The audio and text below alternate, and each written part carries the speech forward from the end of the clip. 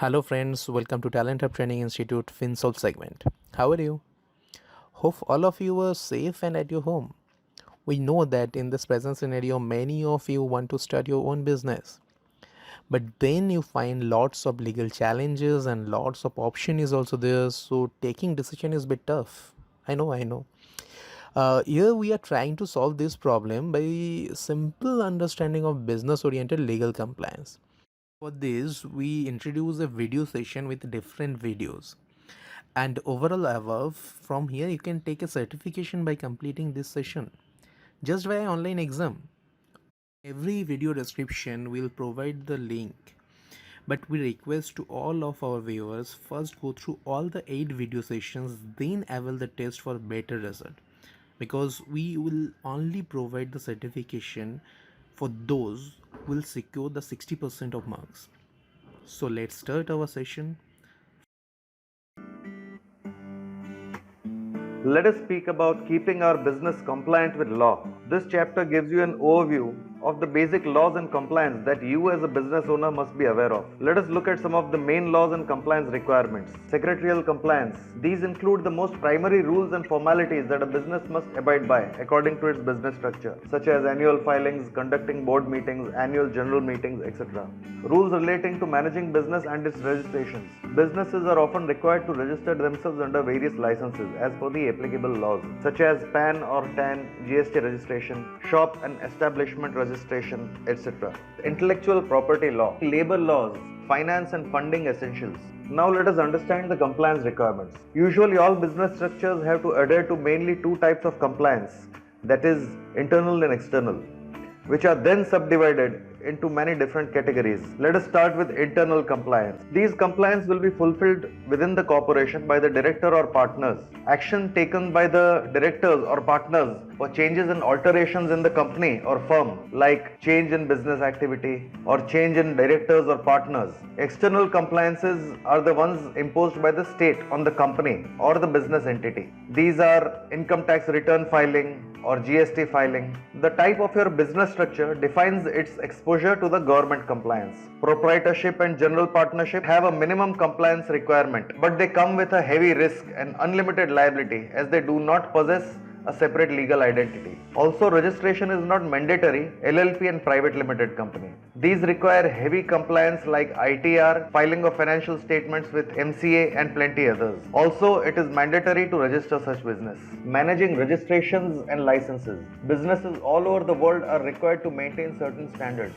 They are usually kept in check through licenses and registrations. Let us go through certain licenses and registrations. Mandatory registrations. As the name suggests, mandatory registrations are compulsory and a must for all the organizations that fulfill certain requirements like PAN, TAN and shop and establishment licenses, applicable to everyone who is eligible to file income tax and is doing business, professional tax, GST, PF, etc. Industry-based registration. These registrations are industry specific like FSSAI, required for any retail, wholesale or manufacturing business that is related to food and beverage.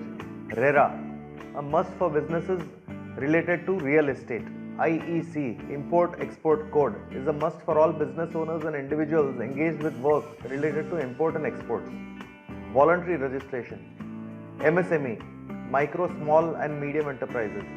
Any manufacturer or service provider that falls under a specific criteria can register under MSME to avail benefits. AgMark. It is a certification mark employed on agricultural products in India. ISI BIS mark.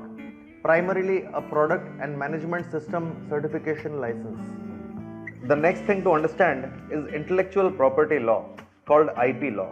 All businesses that have work related to innovation, providing unique services and products under a unique trade name and artistic works, should secure their IPR. Intellectual properties are one of the most valued assets of any company. They offer exclusive rights to the owner to use, sell, license or assign the said intellectual property and earn monetary and economic benefits from it. You will be learning more about it in detail in chapter 4. Trademarks. If you wish to protect your company's brand name from any unauthorized use, you will be required to get a trademark registration. It can be a logo, word, slogan, device, etc. Registration is mandatory and must be renewed every 10 years for availing the rights perpetually. Copyright. If you have created an original work of art or literature, then you can claim exclusive authority over it by claiming your copyright. It can either be a literary, artistic, dramatic, musical work, cinematographic film, or a sound recording. It is an automatic right. However, registration is preferable. Any organization or individual that innovates a new process, machine, product, or technology that is new, non-obvious, and has utility can be patented. Patent rights last for 20 years, after which the invention must go out in the public domain. Understanding labor laws and why a business should abide by it. Labor laws are essential and important as they improve industrial relations, that is, employee-employer relations, and minimize industrial disputes.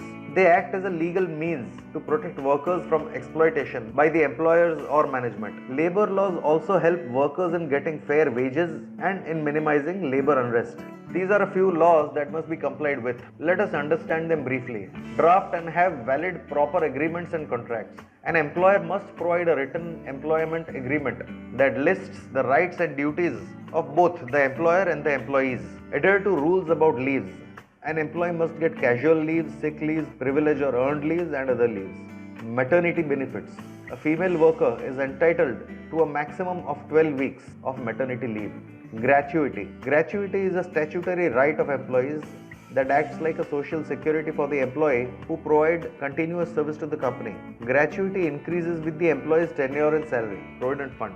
It is a retirement benefit scheme that is available to all salaried employees. The employer and the employee must contribute 12% of their basic salary to the Provident Fund. Conclusion.